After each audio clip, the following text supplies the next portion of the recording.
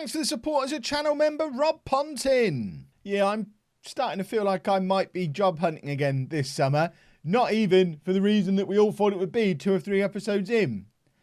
Who knew spending £1 billion would build a really, really good football team?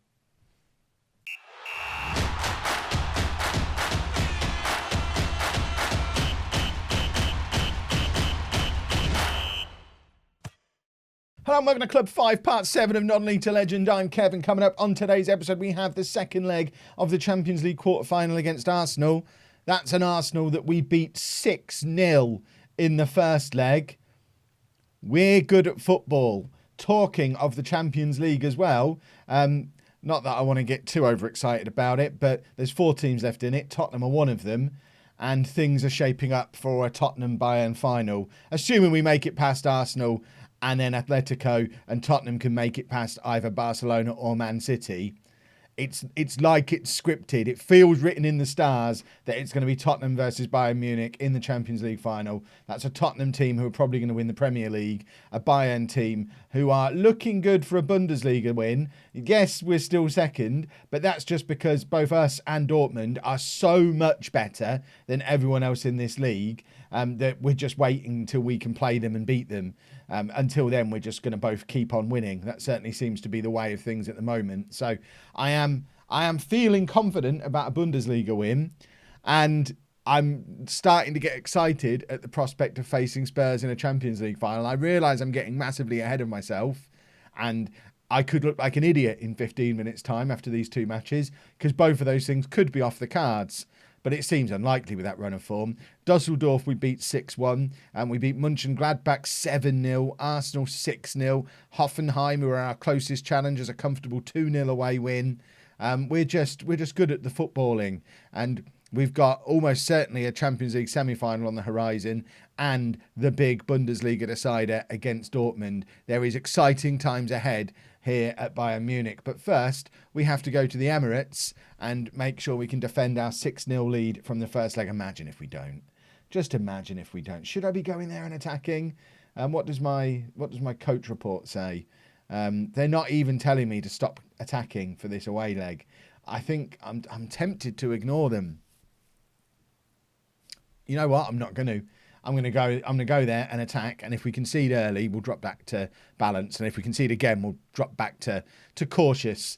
We've got a 6-goal lead to play with. I don't think, surely even I can't let us go 7-0 down before I react and change things up. So even if this is wrong, I should have time to fix it. So we're going with Ferron in goal, a back row of Thumb, Banfalvi, Tigges and Krajju, Vermonti at the base of the midfield with Andre and Marquez ahead of him, Van der Hoek, Gashi and Thorgerson make up our front 3. Let's get into this game. So it's Arsenal versus Bayern Munich and Manchester City against Barcelona. I think is that the 2 games that are going on tonight? As it all shapes up for, like I say, as soon as that draw happened, I kind of wish I'd have filmed the draw, but it happened between episodes because it draws both the quarterfinals and the semi-finals at the same time, and I'm watching it happen thinking, this is keeping us away from Spurs. The game knows what it's doing. So pick up where you left off last time out. Absolutely. The moment Arsenal score in this game, unless we're already 3 or 4-0 up, we're dropping back to a less attacking system. But I just quite like the idea, having beaten them 6-0 already, of going and doing it again. The Tottenham manager in me wants to go and thump them some more, because they frustrated me so much during my time at Spurs, because they were the team that were winning the Premier League more often than not during those later years. That year where we almost won it, the reason we didn't was because of Arsenal, and that makes me sad. They've even stopped playing Declan Rice in midfield, which, I mean, the amount of times I talked about him as a midfielder potentially being the missing piece of the Spurs jigsaw, and now they're wasting him at centre-back, which just seems insane. 0-0 at half-time, completely fine and happy with that. Don't feel the need to go to a more defensive system at this stage. We're winning on aggregate. Don't get complacent, etc., etc. One thing I would say is I don't want us to have a really poor performance today, because we all know how momentum works in FM. And if we do, like if we were to lose 3-0 today, although we make it through to the semi-final, that's going to have a big impact on our confidence, our momentum, because it's been a long time since we've lost a game of football in any competition. And I am eager to keep that long unbeaten run, the winning streak going, because it does each win makes it more likely that we'll win the next one. That's certainly how it feels at the moment. Gashi with the corner. It falls to Vermonti, and the former Spurs man has scored his first goal for Bayern Munich at the Emirates. And on the night, it's Arsenal 0, Bayern Munich 1. We're now 7-0 up on aggregate against a team that we know they're a very, very good Premier League side. Van der Hoek now with a free kick, and he scores to make it 2-0 on the hour mark. It's now 8-0 on aggregate. There's only 49,000 people turned up at the Emirates. They couldn't even sell out for a Champions League quarter-final. We demoralised them so much in that first leg. Is it a 60,000 capacity at the Emirates? I've done the stadium tour at the Emirates. I know you can fit more than 50,000 people in, that's for sure. Carlos is going to come on for Thorgerson. Gashi can come off. You know what, we'll bring Rexepi on for him. He doesn't really suit playing on this side, but if we put him over there as an inverted winger, I'm sure it'll be fine. And it gets him some game time more than anything. He's a young wonder kid who's only going to get better. He's got his eyes on Van der Hoek's spot in the side, and that isn't likely to happen anytime soon. So, you know, he might try and force his way past Gashi. Also, very unlikely. That's the one problem with this wonder team we've built at Bayern. One of the requirements is we bring youth players through, and although our bench often has 2 or 3 youngsters on it, although he's just one today, although Haman's young, although not homegrown, it's the one thing that I'm not really doing, developing youth. But then I don't feel like I'm here on a long-term project. If we were to win everything this year, like I said in the intro, I'll leave and I'll go to Spain, or I'll go to Italy, or I'll go to France. And there is Rexepi, who scored as well now. 3-0 on the night. Arsenal have just broken. We've ruined them. 3-0 on the night. 9-0 on aggregate. Arsenal 0, Bayern Munich 9. This is one of the great Champions League performances of my entire Football Manager life. Not just this series. I don't know that I've ever had a team that's dominated another elite level European team the way we've just dominated Arsenal over 2 legs. That was absolute madness. And for those of you saying Arsenal aren't that good because you've got your real world blinkers on. Yes, they're only 5th in the Premier League this year, but they won the Premier League 2 years ago. If we have a look at competitions, they won the Champions League 4 years ago and 3 years before that. This is a good Arsenal team, or was a good Arsenal team. Clearly, they've got the same issue that Tottenham had when we arrived there, Bayern Munich had when we arrived there. I'm saying clearly, I'm assuming it's an old man team. Yeah, all their best players past their best. I mean, that would be an interesting job. Having spent so long at Tottenham, if we go and win the Bundesliga, go and win La Liga, go and win Serie A, it would be interesting to go back in and win the Premier League with Arsenal after all those years of not doing it with Spurs. But it looks like there's a rebuild job in the offing coming up there. But we're not looking at jobs at the moment. We'll worry about that if we decide we're moving on once we've won everything here.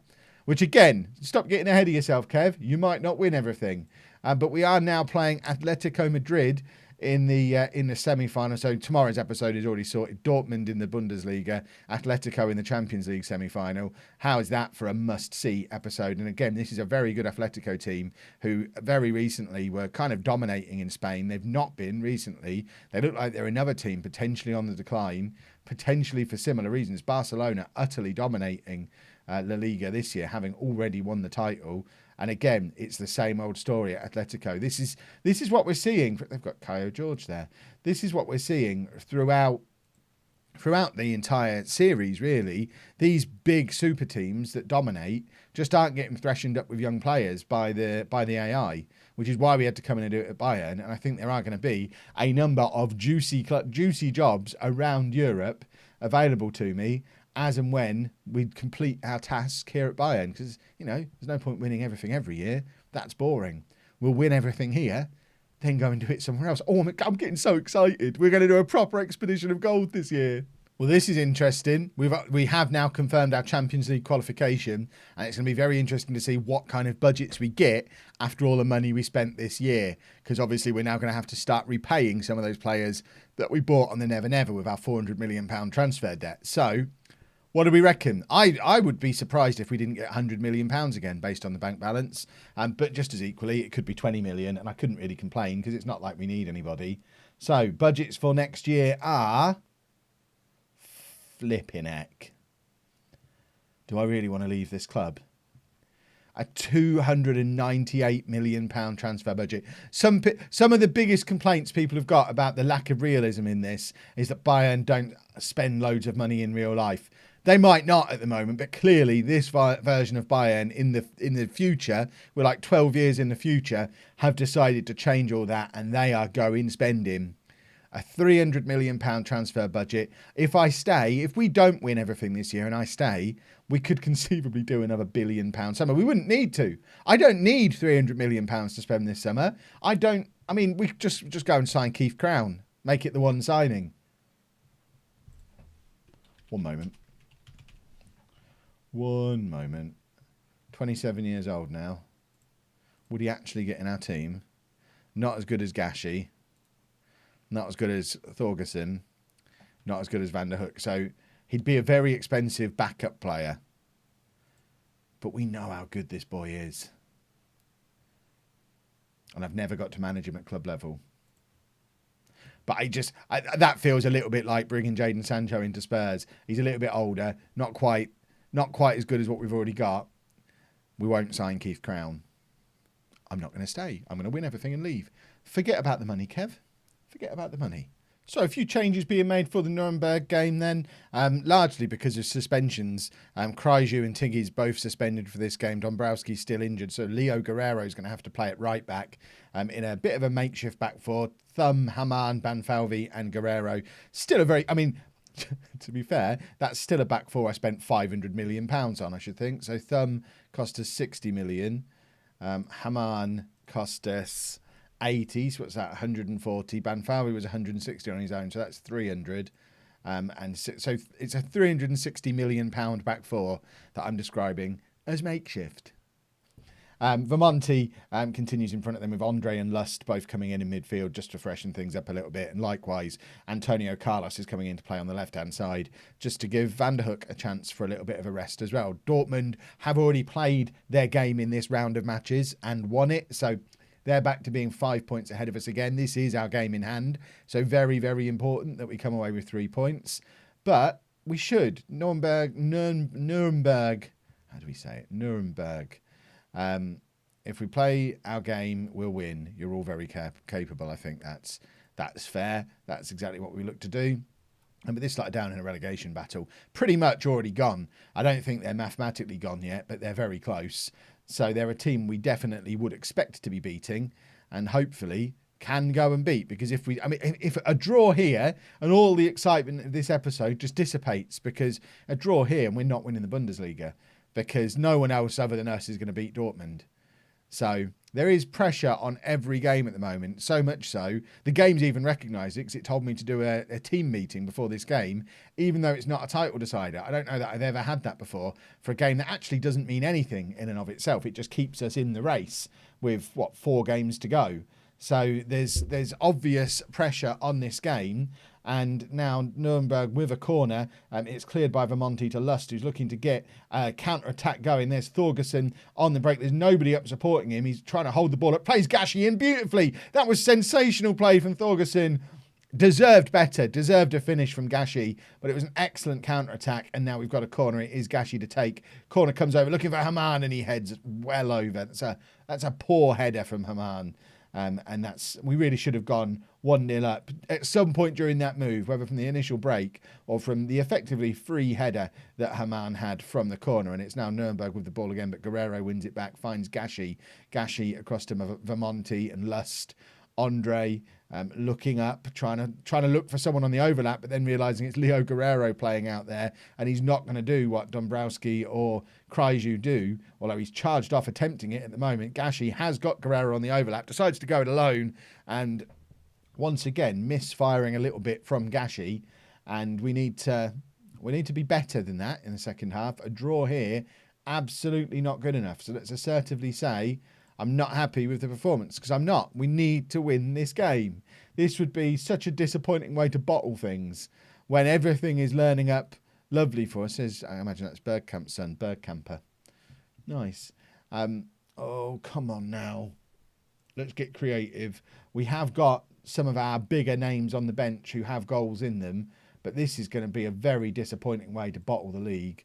if we don't come out of this game with a result. We're going to bring on Van der Hoek.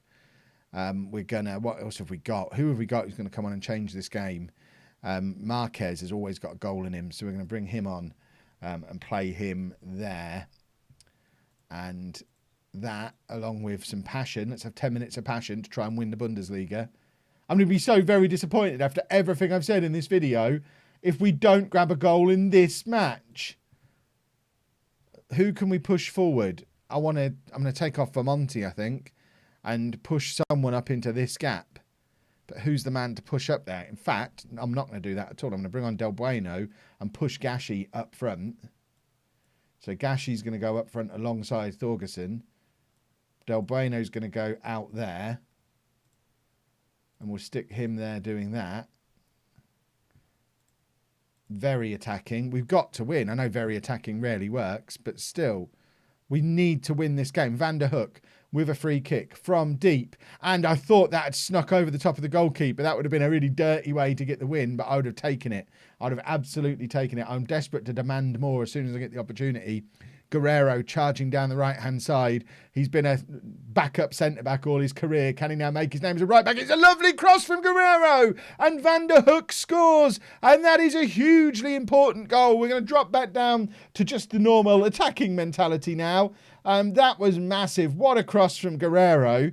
I did not know he had that in him. And what an important header from Samir Van der Hoek, who has been such a crucial part of our team all season long. And he's only gone and done it again there. That is a huge moment in our pursuit of this Bundesliga title. We now have a corner. It is Van der Hoek to take. It's an in-swinger. Del Bueno heading just over. Let's not mess up from here, lads. I feel like I should probably be dropping the wingers back and defending a little bit. But then this is a team that are in the relegation zone. It feels wrong to have to defend for the last 5 minutes against them, but they are trying to get something going here. They've only had one shot on target in the entire match. If they score here, just chalk it up to terrible management because we should have gone more defensive. Van der Hoek can't get the tackle in, and we're stretched a little bit here. Obviously, without Vermonti protecting the back four, and Guerrero has given away a penalty. He did so well to create the goal, and so stupid to give away the penalty there. And now we need Ferron to do us an absolute solid and save this penalty. We're going to show some passion. Maybe it won't be given. That would be glorious if it's... No penalty! I've changed everything, assuming it was a penalty. Right, change things again. You are going to go to that. We're just going to drop you back a little bit. We're going to drop you back. We're going to drop you back. And we're going to go to balanced. And we're going to just look like more of a normal midfield. That was a huge, huge decision. And now, fingers... I mean, oh, my word. This is tense. This is not the game. When I was planning out the rest of the season a few days ago, I did not expect Nuremberg at home to be the game that created the most tension. I was convinced that Arsenal away game was going to be the one where we were trying to scrape through. This episode, this season, is all operating topsy-turvy backwards land. Van der Hoek's been fouled there, and that should be the end of what has been an absolutely bizarre game. Van der Hoek, with the free kick, comes in towards Gashi, who can't quite head goalwards. Gashi's had a poor game today, but does manage to come away with the ball, or loses out on it there, and we do just about, by the skin of our teeth, cling on to a victory that should have been far more comfortable than that. But importantly, job done. Champions don't... What is it? Champions win when they're not playing well. We didn't play well there, and we still ground out a result. So I still feel like we're champions elect, even though we're not top of the league still. And I've got an eyelash in my eye, so I'm going to do the rest of the episode like this. Tomorrow, we're going to do Dortmund away. No, Dortmund in the league. Hold on. I've got no depth perception. Where's the monitor? We're going to do the Dortmund game and the Atletico second leg. That will be tomorrow. And then fingers crossed, what day is it? I mean, no one knows. We're in lockdown. What day could it? It could be any day. I think it's Thursday today. So that would mean we could potentially have Bundesliga champions on Saturday and a Champions League final on Monday evening. That would be a lovely way to start the week, wouldn't it? A Champions League win. Cross everything. I feel it coming. If you've enjoyed that, please make sure you leave a nice big thumbs up on there for me. Subscribe to the channel for daily Football Manager videos. And thank you very much for watching.